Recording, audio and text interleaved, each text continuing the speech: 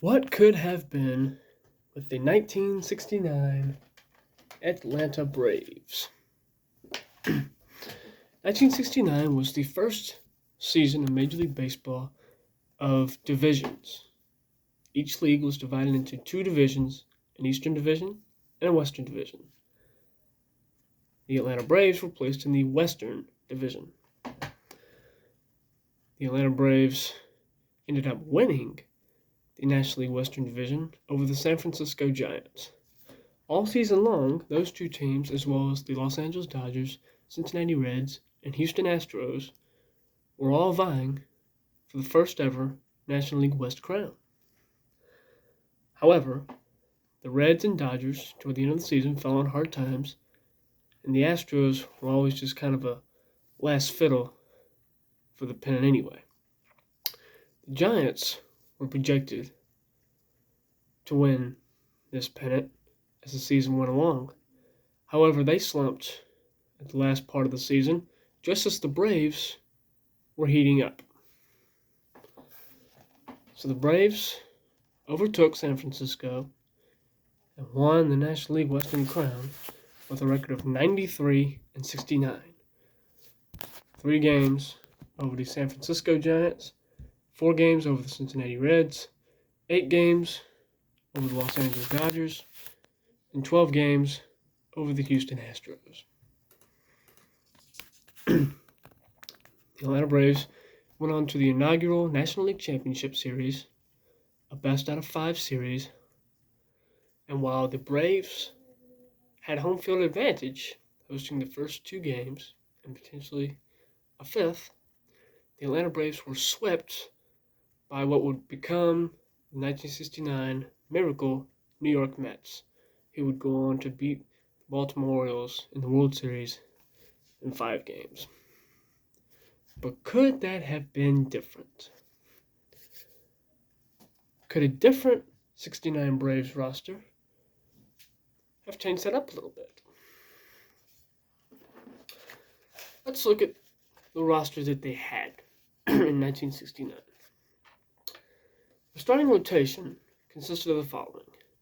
Their ace was Phil Niekro, followed by Pat Jarvis, Milt Pappas, Ron Reed, and George Stone. Their catcher was Bob Didier. First base, Orlando Cepeda. Second base, Felix Milan. Third base, Clete Boyer.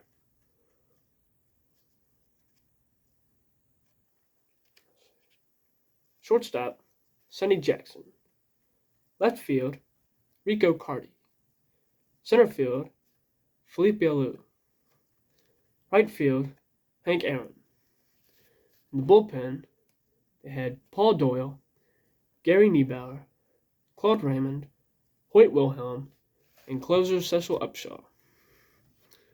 During this season, they were managed by former Astro manager Lem Harris. During the Braves' first season in Atlanta in 1966, they were managed by Bobby Bragan. Billy Hitchcock took over for him soon after. I'm going to make Billy Hitchcock the manager here, since a lot of people associate Harris with the Astros' first manager as the Astros. But let's see what could have been with these Braves. On New Year's Eve of 1966, legendary third baseman Eddie Matthews was traded to the Houston Astros. Don't do this. No. A marquee player in Braves history, still good. Obviously, he's still worth something because the Astros wanted him. So don't trade him. Yeah, they got Clete Boyer, but now he can be bench depth to Eddie Matthews. Keep him around. Before the 1969 season, catcher Joe Torre was traded to the St. Louis Cardinals for first baseman Orlando Cepeda. There's a few different options here. Number 1, you can just not do this trade. Number 2, you can give up somebody else, such as Darrell Evans. If the Cardinals are looking for first baseman, which they got out of Torre, Darrell Evans fits. Cardinals didn't need a catcher, they had Tim McCarver. the Braves gave up a catcher. They had Bob Didier, who was good, but Joe Torre is obviously the better name there. Or the Braves, instead of trading with the Cardinals, could have traded with the Expos for first baseman Don Clendenon. Don Clendenon had been picked up by the Expos in the '69 expansion draft so that the Expos could flip him for a younger talent. They were already looking to trade Clendenon anyway. We trade him. For this case, we're going to say that the trade goes to the Cardinals, and it's Darrell Evans for Orlando Cepeda. In 1968, starting pitcher Tony Cloninger was traded to the Cincinnati Reds for Milt Pappas. I don't like them trading Cloninger. Now,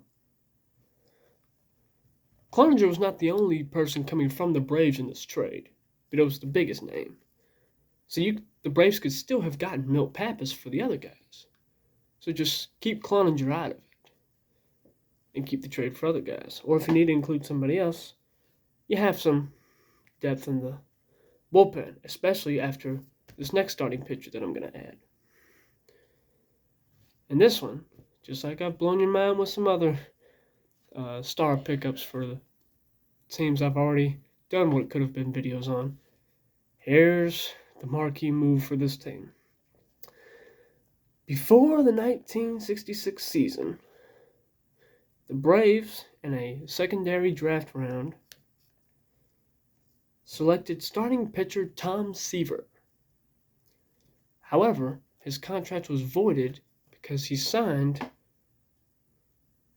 after his college intercollegiate season had started. They had only played 2 exhibition games, and Tom Seaver hadn't played, but that was enough to say, well, the contract has to be voided.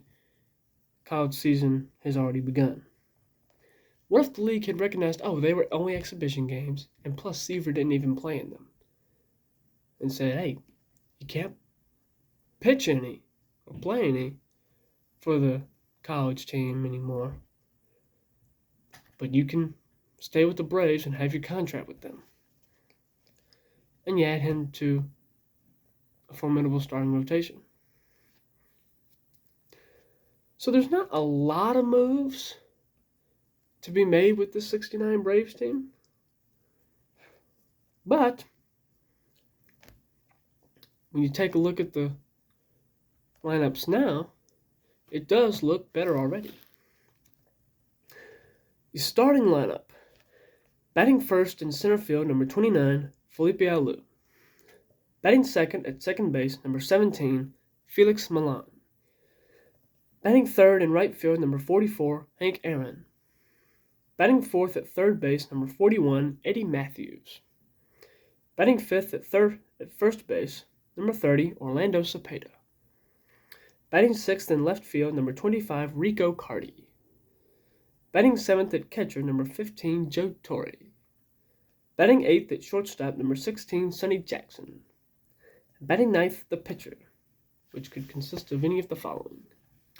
Starting rotation: ace right-hander, number 35, Phil Negro, with the knuckleball.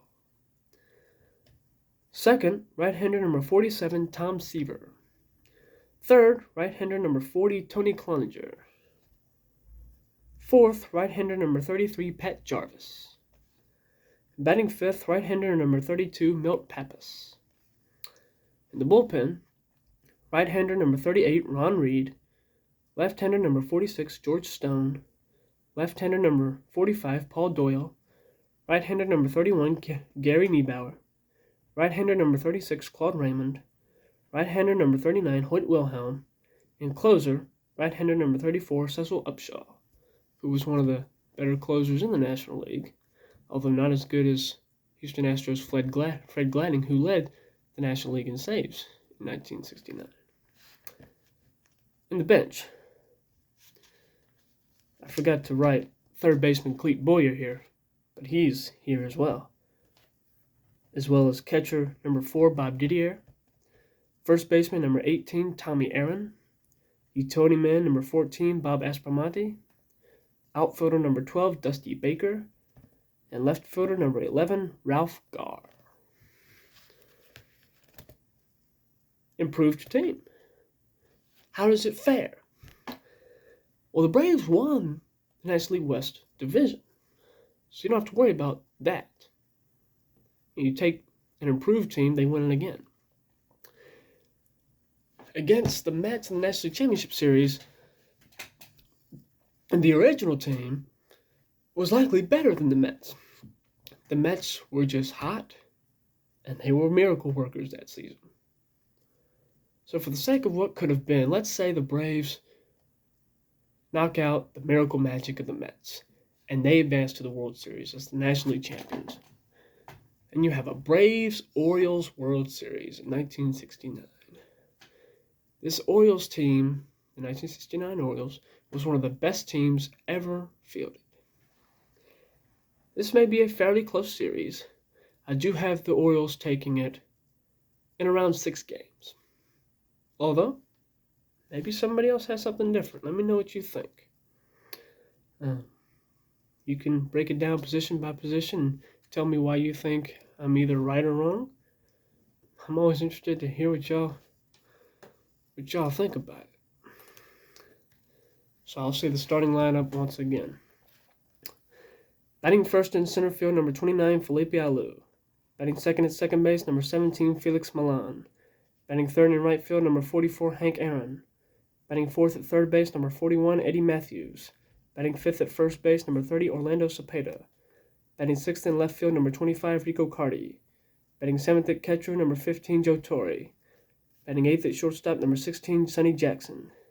Batting ninth, the pitcher, if it's the ace, right-hander number 35, Phil Negro. You also have Tom Seaver, Tony Cloninger, Pat Jarvis, and Milt Pappas. And backing up the bullpen, Claude Raymond, Hoyt Wilhelm, and Cecil Upshaw. Pretty interesting team there. As for this team's uniforms, something like that. Gotta have the stripes on the socks. The cap is good. Gotta have Atlanta on the jersey, though. They didn't have Atlanta on their jerseys. Although in 1969, they wore pinstripes at home. Nice uniform, but not what the Braves should look like. This is a better look for them. And as far as the black or the blue tomahawk or red tomahawk and the number on the front, I can go either way with those. What could have been with the 1969 Atlanta Braves? Let me know what you think.